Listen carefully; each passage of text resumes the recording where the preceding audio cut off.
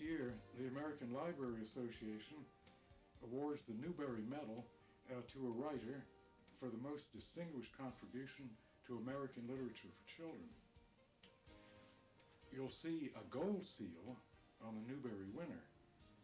You'll see a silver seal on the Newbery Honor Book. Winning the Newbery Medal changes the lives of the authors. They sell more books. They give more speeches. They get thousands of fan letters. They get less sleep. Take my word for it. My name is Jerry Spinelli, and in 1991, my book, Maniac McGee, won the Newbery Medal.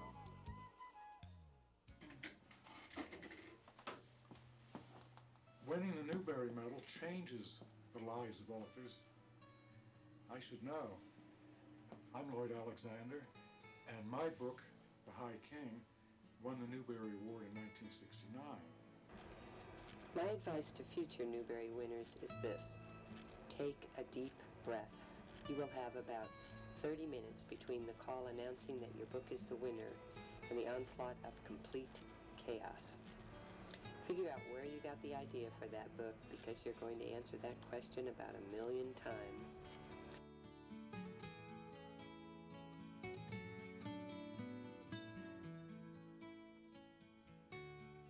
When Marty discovers the dog, he names him Shiloh. His family can't afford to keep a pet, but how can Marty return the dog to Jed Travers when he knows that Jed will beat the dog and starve him? I wrote Shiloh because I found such a dog in West Virginia, and my heart went out to that dog just as Marty's heart went out to him, and I knew that the only way to get the feelings out was to write about them. It was December, and Jonas was feeling worried. What job would the community select for him? And when his job was finally announced, Jonas shook with terror. Why had he been selected? One child has pointed out in a letter that the people in Jonas's world didn't even have to do dishes. It was very, very tempting to leave it at that. But I've never been a writer of fairy tales. And if I've learned anything through the river of memories, it is that we can't live in a walled world, in an only us, only now world where we are all the same and feel safe. For a writer, I clearly started out in the wrong direction.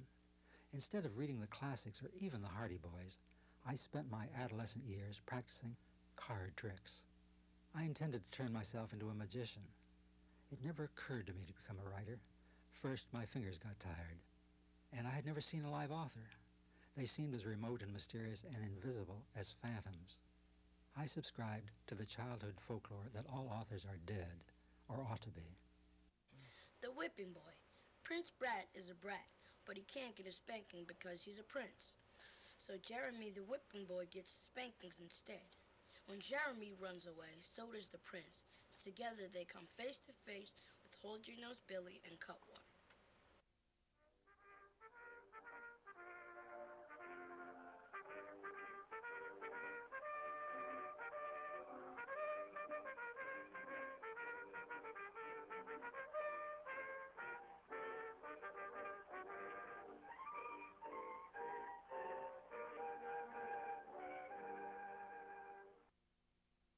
Apparently, the lessons of Lincoln's virtues were lost on me, for I was always being summoned to the principal's office. On the waiting room wall hung a pendulum clock, tick, tick, ticking off the seconds as I waited. And looking down at me from an adjacent wall was the bearded visage of Abraham Lincoln. George Washington may have been the father of our country, but Lincoln was the one who always knew when I was in trouble. Most of the students who like Maniac McGee like it because he had an adventuresome spirit. He ran away from home. His parents died, then he lived with his, I think it was his aunt and uncle. He runs away from home, he travels this town, and he touches everybody's spirit by doing everything from playing baseball and hitting a frog, this hilarious pizza eating contest, and he loved books. And he has a very good friend named Amanda, who gives him his first contact with the library book. When I was a kid, I seldom read a book. I regret that now. And I think that's why Maniac is often seen with a book in his hand. It's the closest I could come to going back in time and doing it right. I don't want to spoil the story by telling you too much about it. But all right, what I can tell you is this. When the most powerful weapon in the kingdom falls into the hands of Aron, Lord of Death, Assistant Pigkeeper Taran and Prince Gwydion raise an army to march against the evil forces. Taran's army arrives at Aron's stronghold, and Taran is forced to make the most crucial decision of his life. The High King, of course, is a fantasy, or maybe it isn't. Not entirely. What I mean is this. The hard and terrible decisions the Taran, Eilonwy, and their companions have to make aren't all that different on an emotional level from the decisions we make in our own lives. Just as hard. And we feel much the same as Taran does.